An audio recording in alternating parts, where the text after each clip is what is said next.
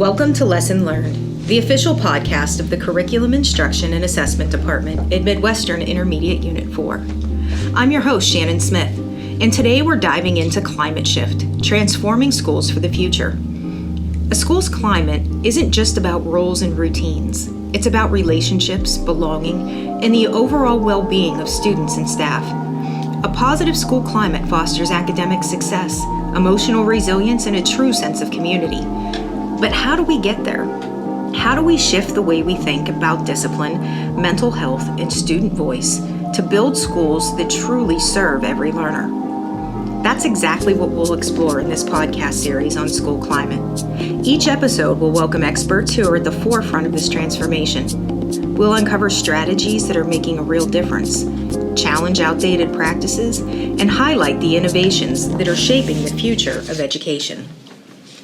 Today, I'm thrilled to be joined by K-12 safety and security expert Dr. Melissa Nelson and author and mental health expert Susan Tarasevich, as we explore how we can create schools that are safer and better equipped to support both students and educators. Melissa and Susan, thank you so much for joining me in the studio today. Pleasure to be with you. Always. Melissa, why don't we start with you? Can you give our audience a background as to your experience in the realm of safety and security? Absolutely. So my background really started many decades ago when I was working at Western Psychiatric Institute and Clinic in Pittsburgh in the emergency room, where I was learning from some of the absolute foremost experts in the country about behavioral health, mental health, violence and suicide prevention. And I did work there for a while, including on mobile crisis teams in Allegheny County, where Pittsburgh is seated, before I moved into education. So when I really entered K-12, I went in with that background knowledge about what the typical trajectory of students looked like and what it might look like when a student was off that trajectory and might be struggling.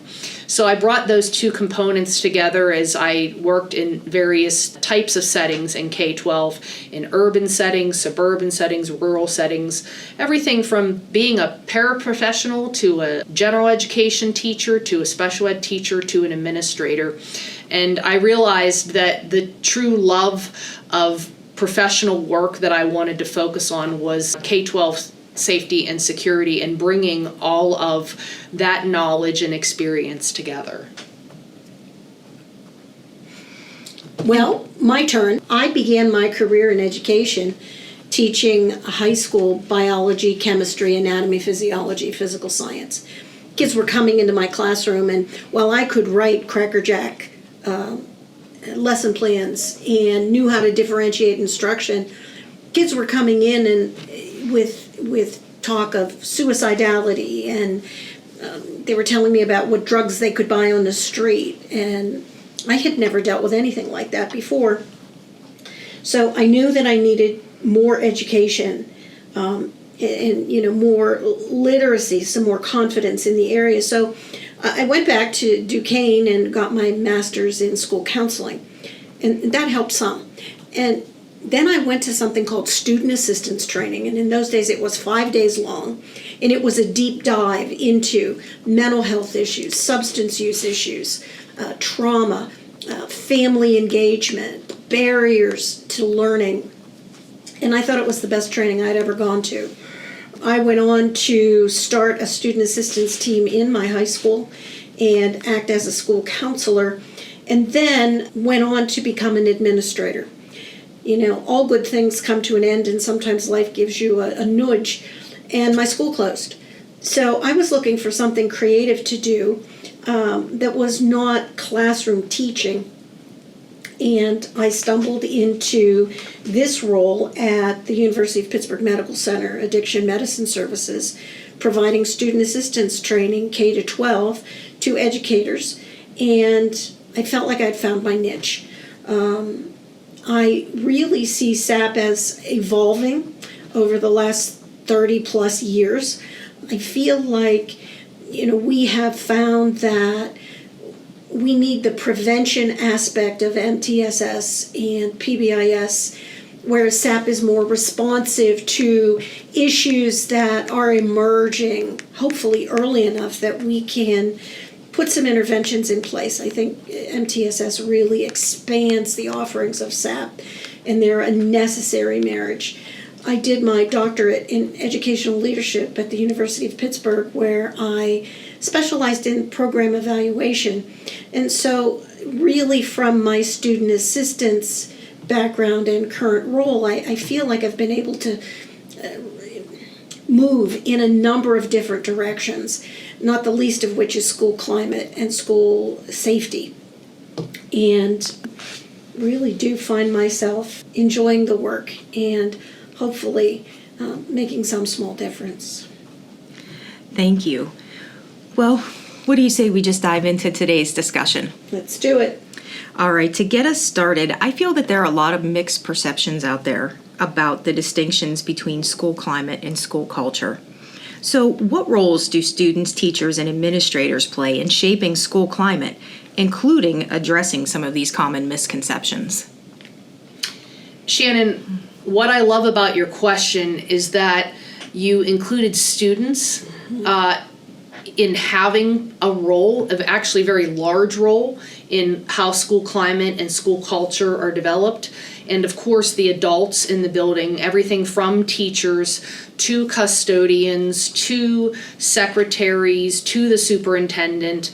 Everyone, really every adult in a school setting helps to shape school climate and school culture. And when we think about the difference between the two, and Susan, I'll be interested to hear if you make the definition distinction the way that I do. When I think about school culture, what I think of is what makes that school unique to what everyone is experiencing there. What is it about that particular district or that particular school building that is a unique reflection of the students that are there, the adults that are in the building, the community that is part of that school district, that school building?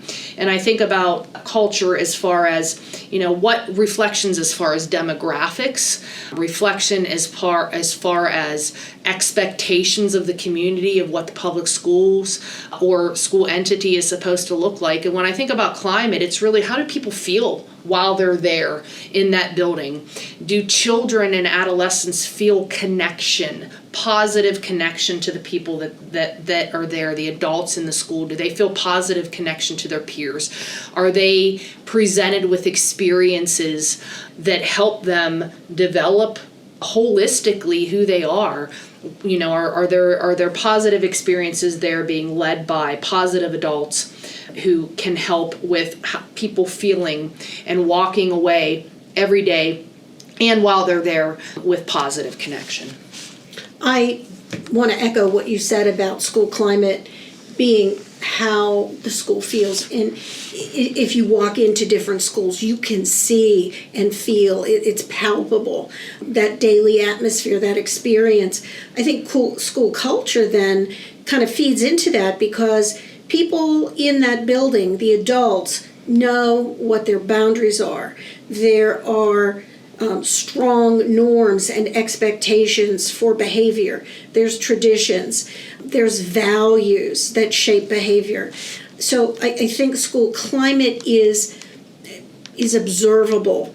And it shifts, I think, more quickly than school culture does. But again, like you said, focusing on connections, relationships. And, reminded of a study that came out of Johns Hopkins in 2022. It was the Positive Childhood Experiences Survey. And, it kind of counterbalances what we know about the adverse childhood experiences and traumatic events that kids experience in their early lives. But positively, they found that one of the most predictive factors of student resilience and positive outcomes was the presence of not just one, but two caring adults that were non-parents, and also a sense of belonging, particularly in high school. And that those two things, I think, if we're looking at climate, I want to know, do the kids feel like they belong here? Do they feel that there's one or two or more people in that building that they can connect to, that they matter to, that they feel seen and heard and understood by? And so, the number one thing that teachers and counselors and administrators can do is continue to build those relationships, especially with the kids that are hardest to connect with. Well, and I think, too, even looking at the pull between climate and culture, how do we create a balance between the two so that we can not only foster these safe environments, but how are we promoting education? How are we promoting mental health awareness to really not just support our students, but to support the staff members in the building as well?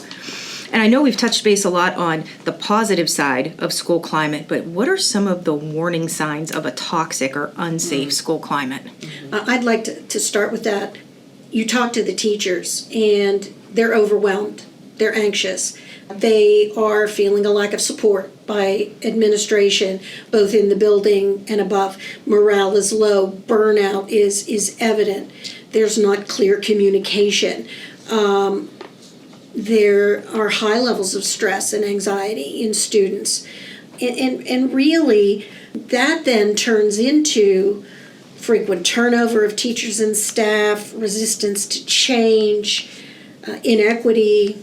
And then, of course, it shows up in low academic achievement and higher absentee rates in students.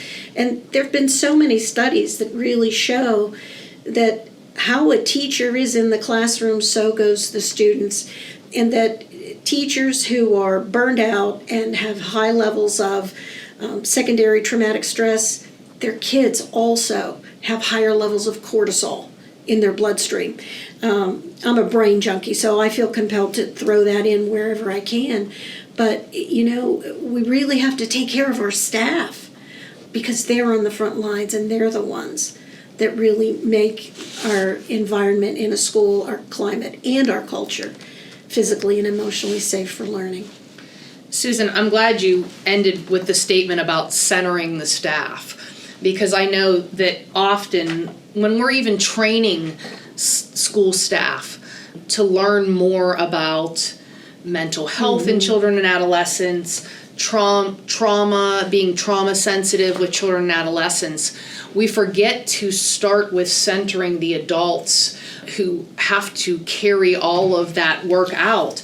And the adults in our schools don't come to us as blank slates themselves. They might come with blank slates as far as their level of knowledge around some of those topics, but what they bring to them are their own personal experiences with trauma, with mental health kinds of issues, or maybe even disorders, with backgrounds where they may have been personally affected or are being personally affected by suicide or violence. And so I think one of the biggest recommendations I give when I'm working with administrators is to always remember to start any kind of work around climate, culture, any of the other topics we'll be talking about by first acknowledging the adults in the room who have to do the work. I'm in complete agreement with you, Melissa. We're ultimately here for the students. That's why we began our careers in education. But just looking at the current environment that we are working in, if we're not supporting our educators, if we're not supporting their mental health, providing the resources, providing the environment for them to thrive, how are we expecting them to provide optimal learning experience and provide safe environments for the students that are walking through their classroom door every single day? I think, Shannon, that I'm reminded of what Dr. Bruce Perry, the renowned childhood trauma expert, says.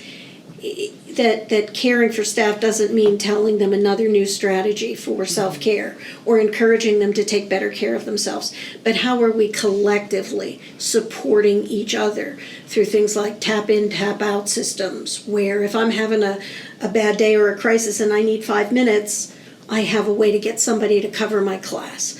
How can we build the ways that we care for each other, not just tell people what to do? So if we're looking at the system itself, how can we maintain welcoming and safe environments while implementing safety measures? And what impact does school climate have ultimately on our academic performance, student and teacher engagement, teacher morale and retention? I think it's very helpful to provide what I consider to be frameworks when we talk about the terms safety and security. And now in the field of K-12 safety and security, there's not any one definition of those two words, safety and security. From my work, from my training, from working with mentors and experts who know even more in the field than me, what I've come to understand and a good way to think about safety in schools is more of the relationship kinds of statuses, of connections of people in school, the programming that you have, things like anti-bullying programming, the systems like suicide screens, behavior threat assessments. That's how I conceptualize safety in my mind, as opposed to security, which is more physical hardening of schools. Things like captured vestibules, things like visitor management systems, things like making sure that we're following all of the mandates around visitors in the school, volunteers in the school, whether they've gone through all of the background checks. So that's how I answer any of these questions and so you know where I'm coming from when I talk about what does it mean to have a safe school, what kinds of ways do we have safety measures in schools. When I talk about the kinds of safety measures we want to have, I'm talking more about, programming, positive connections that are made in school. So in my mind, both as, somebody who was an educator and then an administrator and now works with people in schools, all over the state of Pennsylvania, what I always talk about is that having safe and secure schools begins with those programmatic kinds of places that we want to focus on. And it also has to do with just whether students feel connected or not. So it has to be part of the culture of the school. When I started in the beginning and I said, what's the difference between climate and culture? And I said, it's what's very unique to the school. There's not a school system that exists that shouldn't have a goal of making safety be part of the school culture always. And so when I think about that, it should just be embedded in the practices we have every day. Do we have people standing outside as children are coming in, greeting them every day, saying hello to them, calling them by name? Using strategies like, do you want to have a fist bump as you enter? Do you want an appropriate hug as you enter? Do you want a high five, or you just want to do a dance with me? Those kinds of things set the tone for we want to have safe schools because we're connecting from the moment the children walk in the door. It isn't just having a school resource officer or a security guard at the door. It's That's right. how they interact with students when they come in. Agreed. And the relationships that they build. So, but I like what you said about the systems. And I think schools sometimes forget that building the systems and the practices, right, and using data to inform our decision making really is going to go a long way to both promoting that positive school climate and positive school culture. So as we're moving in this direction, whether we're looking at the physical safety, emotional safety, and just overall well-being of all of the students and staff that are in our schools, what role does social emotional learning, whether it's curriculum or framework, play in building a strong school climate? I have to go back to my roots in PBIS, which we now call in Pennsylvania MTSSB. And there's a movement now to just say MTSS because we're doing both academic and behavior. I have to go back to that as something that I truly believe builds positive systems, especially at that first universal tier where we come up with specific expectations. Be safe, be respectful, be responsible. And we teach those in every context. And it isn't just that we hold kids to that. We hold the adults in that building to those things as well. So in terms of frameworks, I think that's a great framework for then building out Tier 2 supports for kids who maybe didn't get what we tried to teach them in Tier 1. And certainly the more intensive kinds of supports that are needed at the top tier or Tier 3. I think then you can really build your social and emotional learning into each of those flexible tiers. I don't like to think of them as steps, but more as a blend. Things like Character Strong, things that were really developed with PBIS in mind are excellent resources. Certainly CASEL, the SEL gurus, if you will. There's so many things that schools can do, but if we're not teaching both kids and adults how to regulate big feelings, how to understand how their brain works. I flip my lid, everybody does, but what's important is how I get myself back to baseline. I think that's where that common language and understanding comes in really being able to talk about behaviors that might compromise emotional safety in a school.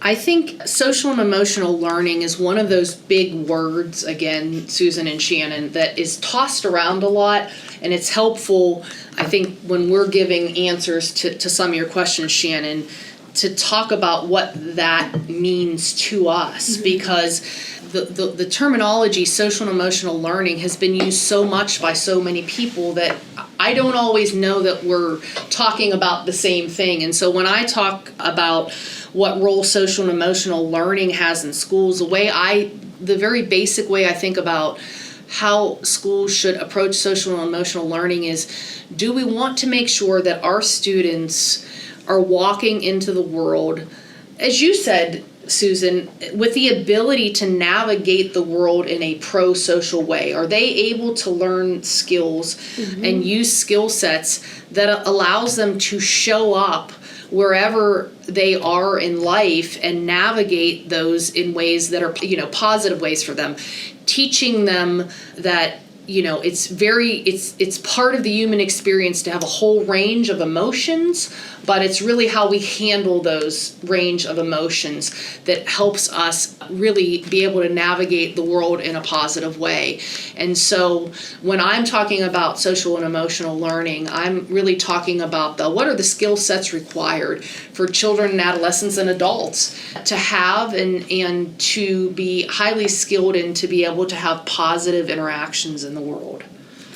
I think that's so very important when we're looking at climate and culture, because we have to have a vision. We have to know what we want our intended outcomes to be before we can move through this process. We all know that to create any kind of sustainable change, it has to be gradual. It's not going to happen overnight. And when you are making an intentional effort to really change the mindsets, change the culture, change the climate, it has to be intentional. There has to be buy-in across the board from community members as well, if we're truly going to accomplish this lift, because it is no small feat. No. So I know for us, when we go in as a school climate team, we always begin with the PACE survey. That is our first data point of entry. Moving on from there, we like to administer the school climate survey so that we can really take an inside look at that first layer of the system in general. But in addition to that, how are some ways that administrators and educators can collect meaningful data on school climate to inform some of these improvements? Well, Shannon, when you're talking about your team from MIU4 going into schools to help schools develop their approach to school climate, I think you are right on with where the start is, and I'm in full agreement that you have to start with an evidence-based survey collection tool to understand where you're even starting, along side by side with at least an initial goal, a strategically planned goal to know where you'd like to get to. So we can't just talk about having positive school climate without having a community of people come together and define what that means within that school community. And that will be unique to every school community that you're in. What do people within the system, outside of the system, define as what expectations are for positive connections and positive experiences for children. So in my mind, you always have to start with evidence-based surveys. And evidence-based surveys that, by the way, don't just ask the adults how they feel and what they think, but going back to where you started in the beginning, Shannon, when we talk about student voice, we need to know how children feel and what their experience is, which is why PAYS, the Pennsylvania Youth Survey, that's administered every 2 years to people, to districts and children and families who volunteer for that. And using a survey like that to say, what are children saying their lived experiences are as far as what's happening in their lives, and using that as a grounding tool. In my mind, those are the initial steps of having multidisciplinary groups of people come together, define this for them, and then gathering specific information before moving forward. I think from my perspective too, once we have that initial data collection and we have that evidence, we've talked before about building relationships.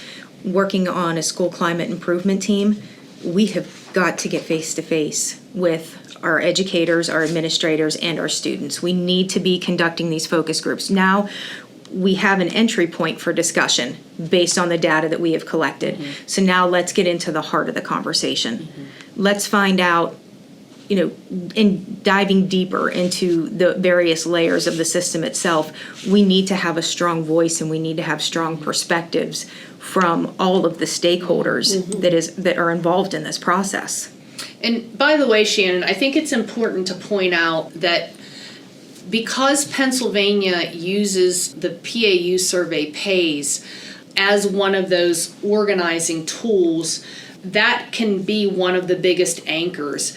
There are reasons why a district or community may feel like that's not the tool they want to use. Maybe they want to use something like the national data from the Youth Risk Behavior Surveillance Survey, or if that's not even a tool they want to use, maybe they want to use the county-based PAYS survey where it looks at, typically in a county, demographics might look an awful lot similar, across that entire county. But something that I always like to talk about when I talk about the PAYS is sometimes, there are reasons why communities don't want to use that tool. But what's very important to me is that we use some tool and that it be an evidence-based tool, because just because we don't ask students what their lived experiences are doesn't mean that they aren't having those lived experiences. Just because we don't ask them what types of substances they might be using, have access to, just because we don't ask them if they've been having thoughts about plans for suicide or whether they feel like they're safe in school, doesn't mean that they don't have opinions about those things. So we do want to be asking no matter what. I think it's just up to each school entity, each school district to figure out which evidence-based tool is most approachable for them. And I want to just underline what you said, Melissa, about using an evidence-based tool. I run into districts who are cherry picking. Mm-hmm. Well, we'll take these questions from the Pennsylvania Youth Survey, and we'll take these questions from the Pennsylvania School Climate Survey, and then I want to ask these questions. You're losing the reliability and validity, and you can't, your results, although they might fit your environment, I guess aren't as trustworthy as when you're using that tool that really does give you more accuracy in your data. It's a little bit harder to tease apart what story you're really learning when you don't use evidence-based tools. And, I always acknowledge that there is no tool that's perfect. No. But there are certainly tools that have evolved and continue to evolve to be as close to the best as we possibly can get. And so when you sit down to look at what the outcomes are, what the data is that you've collected from these tools, of course we want to say, well, what are the shortcomings here? Any research study does that, any survey does that, is what are the shortcomings of the study, what are the shortcomings of this tool? But you don't throw the entire tool out because there are some shortcomings or questions. So I think, ultimately though, to your point, Susan, staying as close to the fidelity of whatever tool you are using or tools you are using is what's most important when we start talking about initial steps to take. If we get too far off of that. And the other thing I'd like to say about the evidence-based tools that are out there is that questions have already been written for you by people who are experts in statistics and how to create a good question. So, whatever type of question you might want to ask children and adolescents, their families, the employees in your school, that question has been written somewhere already for you. So, we don't have time to create these kind of questions and figure out whether they're norm referenced or not and whether they really reflect what we hope. So I would definitely point people towards evidence-based resources as initial steps to help with figuring out where do we go, where are we starting, and where do we want to go from here. And I think anytime we're looking at change or innovation, one of our biggest obstacles is going to be the cost associated with it. Where are we getting the funding to support this within our district? So while we're looking at some of the tools that are available for us, let's dive into a discussion about some of the low-cost, high-impact strategies schools can implement right away to begin fostering a better climate or a safer climate. I'm so glad that you asked this question, Shannon, because you're absolutely right. People think that it costs money to have a great school climate. And from where I sit in my experience and my training, from what I've learned from my mentors and the practices I had within school systems, some of the most important strategies that we can use cost no money at all. It's really honestly all about building relationships. Are you saying hello to every child as they come in? Are you making sure you're using good classroom management strategies like providing structure, routine, consistency? Do students know what to expect within the structure and routines of the classroom? Are you being predictable? Do you have high expectations for them? Do you give them specific focused praise when they do something really good? Do you give them time to talk to you? Do you let them know that you're there to listen? None of those things cost a cent. It should just be part of what we do. Are we leaning in and being present and truly listening to what children and adolescents are telling us? And as from an administrative perspective, are we truly leaning in and being present and listening to what the people we're supervising are saying to us? I think those are not just low cost, those are no cost strategies to begin. And it really is that simple to start with work like that. Absolutely. I particularly love the 2x10 strategy because I think sometimes we can get caught up in greeting students by name and connecting. We say those things. But what about the kids who are feeling disconnected? Who are those kids that we're having difficulty with? The real tough ones in the classroom, those are the ones that I have to use a 2x10 strategy with. 2 minutes a day for 10 days, building rapport makes such a difference, and there's a good evidence base to support that. I think as much as we can get student voice and family voice and get people's perspectives of what it's like to be in this school, to be a parent or a caregiver in this school. I also think that we want to encourage empathy and restorative practices. And while that may cost some money, I think restorative circles and ways to build empathy and repair relationships is a life skill that we all need to learn as early as possible and keep practicing.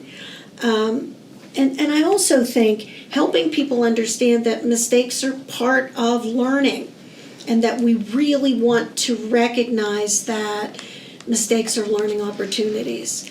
And that growth mindset, I think, has to permeate our culture.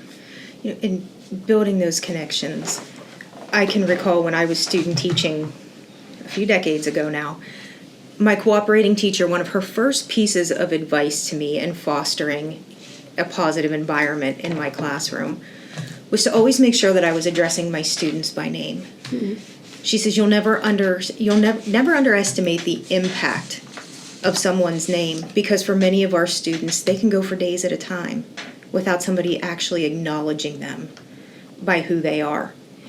And even in recent years, looking at discipline strategies, do suspensions really work? Are they meaningful? Detentions, are they meaningful for various consequences or behaviors that we could be seeing? So what recent evolutions and emerging trends or challenges in school climate improvement efforts have we really seen over the past decade? Mm-hmm.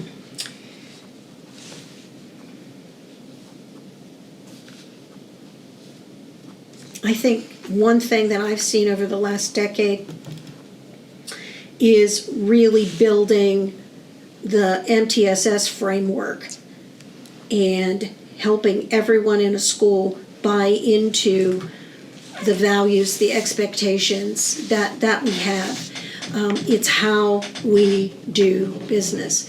We know that we need systems to help our adults know what to do. We know that we need practices for those adults to be able to utilize to reach our students. And we need the data to help us make the best decisions that we can, as opposed to satisficing, right? We've all heard that word, where we make the best decision we can. We don't ever use data. This seems like a good idea. I'm going to go do it because I have 20 other decisions to make. But really taking the time to build that data analysis around attendance and discipline data can really, really help us help kids learn better. So, to expand a little bit more on what Susan was saying, I think a concern, a challenge in the past, in the present, that will be ongoing forever is that understanding school climate and making sure we have positive school climate is not one more thing to do in addition to a very long, ever-growing every year list of things to do. It is part, again, of just making sure that every child feels like they belong. And that can feel like a struggle when you do have that very long list. So I think that is one of the ongoing challenges that I see for us in K-12 is that we need to just understand this has to be embedded in all of our practices, whether there are academic practices, whether there are disciplinary practices, whether they're the practices we have with how we supervise the educators in our schools. With having a positive school climate has nothing but good outcomes for it. The other challenges, I think, to school climate improvement and evolutions in the field, Shannon, you mentioned the word discipline. And, that's a whole nother podcast to talk about how do we discipline in schools.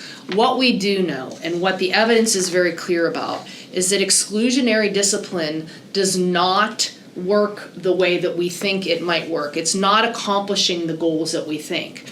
And I just want to be very clear when I make that statement. I'm not saying there are not times that we don't discipline. There are very clear, maybe student code of conduct violations, perhaps even a law has been broken. But even in those moments when it rises to the level of the very worst of decisions that students make, it's not if we discipline, it's how we discipline. And that's been, I think, an evolution in the field of shifting away from what I will call a law and order approach to discipline of children and adolescents, and moving more towards a restorative disciplinary practices, where we are understanding that part of social and emotional learning is when you make a choice, there's a whole world of possible outcomes and consequences from our choices.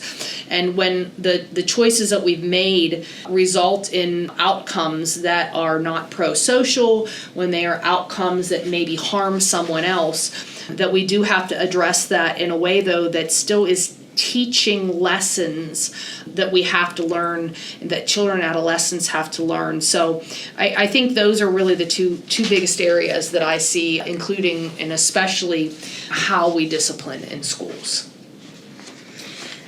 And several times in this conversation, we have mentioned the various stakeholders. So we've talked about the educators, we've talked about students, talked about admin, but what role do parents and community members play, and what level of involvement should they have in supporting a healthy school climate? I think family engagement has to start in preschool. And I do believe that when families, caregivers are involved in kids' education, kids do better. I mean, the literature's clear on that. I also think that it's how people come with their baggage, right? We all have baggage. We have bad experiences that we've had in school, a time when we were shamed, a time when we were maybe even traumatized. And so I think our family members have a distrust of the school system and the adults in it for lots of different reasons. And I think that's a barrier we have to overcome. I do believe that family engagement, and especially when we get into talking about discipline issues with their children or behavioral health issues with their children, we had to start way early with rebuilding often that sense of trust that, oh, this adult is someone that I can turn to. And we build those seeds and plant those seeds early on. I know in my work with SAP, we reach out to parents and expect that they're going to say yes to the action plan that we created because look at all the time and energy we put into it, we know best. Well, that's not true. Just like schools have cultures, families have cultures, and they have values and beliefs. And sometimes the plan that we think is best is not the best one for them. And I think the other thing to remember about families is change is a process. We might be down here at action, but family members might be in those early stages of change, pre-contemplation, contemplation. There isn't a problem. I know there's a problem. I don't know what to do about it. And we have to hang in there and recognize that we're in that process for the long haul. And that just because we didn't get to yes today doesn't mean that we won't get there if we work together. The way you ended your answer, Susan, is where I'd like to pick up, which is the working together part. We must include parents. We must include the community, which will be the place that child spends a large portion of their life, whether it's that they stay after graduation, whether they move to another school district, whether it's they stay in that community and work for a business in that community or, raise a family in that community. All of those people have to be involved. I think the important part is first and foremost acknowledging that parents know their children better than we will ever know their children within the context of home, and finding balance to help them understand that we will know their children within the context and setting of a school than they will ever know their child. And so, in my mind, involving parents, especially families, grandparents, aunts, uncles, cousins, those important role models and those important caretakers in a child's life, that we all find balance together to listen to each other when it comes to the development of children within school, outside of school, and in the communities. I think oftentimes we compartmentalize and we look at safety versus academics versus mental health instead of looking at it as the overall foundation of the school system. So given your experience in your respected fields of expertise, what's one piece of advice to school leaders looking to strengthen their school climate that you can offer? Well, I'd like to say this as a former administrator, from one administrator to my colleagues. So I'll specifically start by talking to administrators, is take a deep breath on this one, because the word school climate can feel like very big words of what am I going to do as an administrator to feel like I have a positive school climate. Take a deep breath and know that it is just part of the long haul of what you do and who you are and what you're building, what your district, what your programming area that you're in charge looks like, and that it's not just a marathon, it's an ultra marathon. It's every day of your career that you need to think about this obsessively, because as I mentioned before, when the closer you are to a very mature, positive school climate, you will see nothing but positive outcomes that come out of that. And the second thing that I would say is to step back and again talk about definitions here. To me, school leaders are beyond just administrators in schools. And so I still do have the same advice for whether you're a department chair, whether you are a lead teacher, whether you are the most veteran paraprofessional, whether you are the head custodian, all leaders in schools and all part of the process and part of the solutions and part of what makes a positive school climate. I can't even add to that. Very comprehensive. Walk your talk. That's right. There you go. Thank you, Susan. Well, I thank you both, and I think we've come to a great pause in our discussion today. I think we've done a nice job highlighting one of the most important and often misunderstood aspects of education, which is school climate. It's more than just a feeling. It's the foundation of how people experience everyday school life. And unlike school culture, which is shaped over time, climate's what's happening right now in our hallways, our classrooms, our cafeterias. And every teacher, student, and administrator plays a role in shaping it. We've discussed how to build these strong, inclusive climates. It's not just about being nice. It's a safety measure. It's a driver of academic success and a key to teacher retention.